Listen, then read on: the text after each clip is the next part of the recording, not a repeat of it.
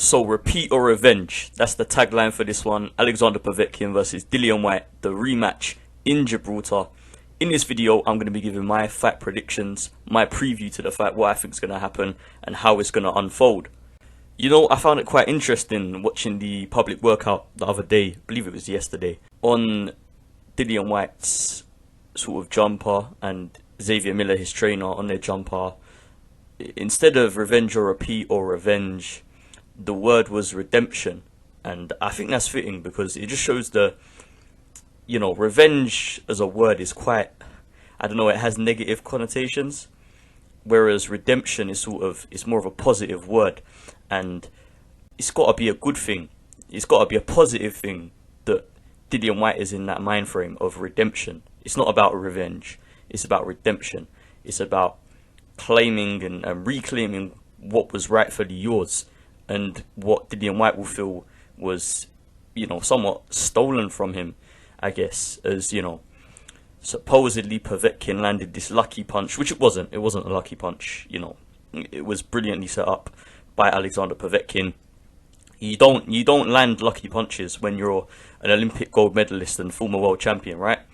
And I think that would be a discredit to Dillian Whyte, saying it's a lucky punch, That discredits Dillian Whyte as well, not just Alexander Povetkin and his win. So, yeah, but getting into the preview, I think you have to look back at the first fight for sure, because that's the sort of blueprint to see how this fight's going to unfold.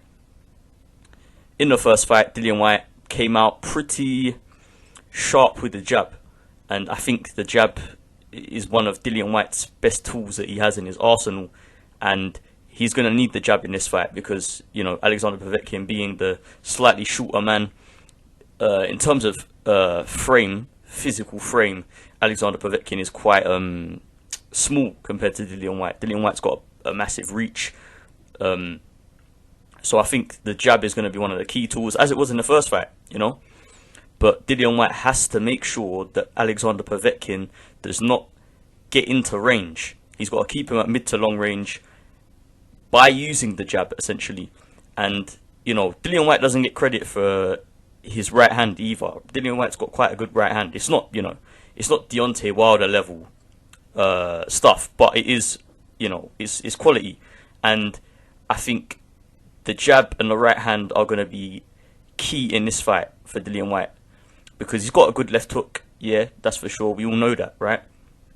But the jab and the right hand are often the tools that you need to keep your opposition fighter, if they are an inside fighter, it's the tool that you need to keep them at range. And I think with the introduction of Harold Knight as one of Dillian Whyte's coaches, obviously Harold Knight worked with Emmanuel Stewart and Lennox Lewis in Lennox Lewis's sort of prime when he was a world champion. So, Lennox Lewis, he had that as a tool. He had that jab right hand. You look at his fights against the likes of David Tua, it was jab right hand all night long, and he won that fight so comfortably. And I think Dillian Whyte's going to have to take that blueprint. Dillian Whyte's not Lennox Lewis, right? He's not, not to disrespect him, but I mean, there's so many ways he's different to Lennox Lewis, right? But what Dillian Whyte doesn't get enough credit for is his counter punching on the back foot, his ability to do that. I think Dillian Whyte's boxing skill and his ability is very underrated.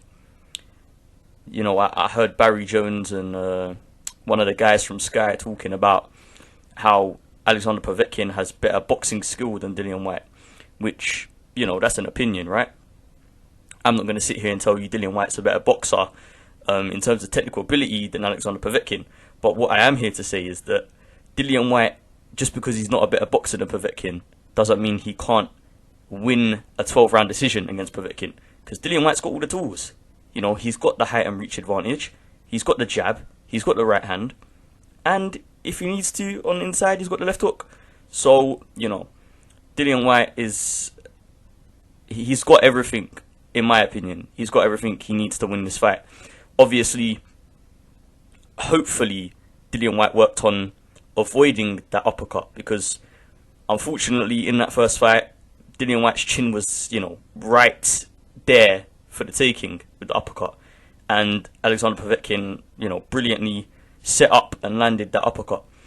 But, you know, I saw an interview with David Haye, and David Haye was talking about how, you know, there's ways you can avoid the uppercut. And he's right, you know, you can lean back, you need to work on leaning back. Try to block it maybe, because obviously, I mean, Dillian Whyte's guard, with the way his guard is, you know, he's very, conventional with his guard. He's not got like a Philly shell. Or, I mean, you know, maybe he'll showcase some kind of Philly shell defense in this fight, but I wouldn't put my money on it. But, you know, that defense is somewhat susceptible to uppercuts because, you know, there's a big gap in the middle of of your two arms, right? Where your chest is.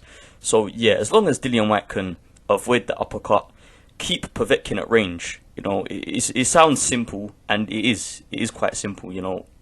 Obviously, Dillian Whyte's in there with a world-class fighter, but realistically, the game plan should be keep Povetkin out of range, pepper him with a jab and the right hand, follow up with the right hand, and that will win Dillian Whyte this fight, in my opinion. So, yeah, that's pretty much it. That's my preview for the fight. Leave your predictions in the comments below.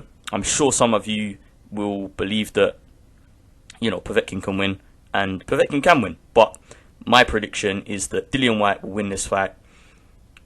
I believe if he stops him around sort of rounds 5 to 7, and I do see it possibly going to points. I believe it could go to points, but you know, Dillian Whyte, when you've got Dillian Whyte and Alexander Povetkin, you know, their fights rarely go to points, right? But you know, we'll have to wait and see. So yeah, let me know your thoughts in the comments below. Is it repeat or revenge? You tell me, let me know. So yeah, leave a like on the video if you did enjoy it, subscribe to the channel if you're new, and remember to turn on post notifications to stay notified whenever I upload a new video.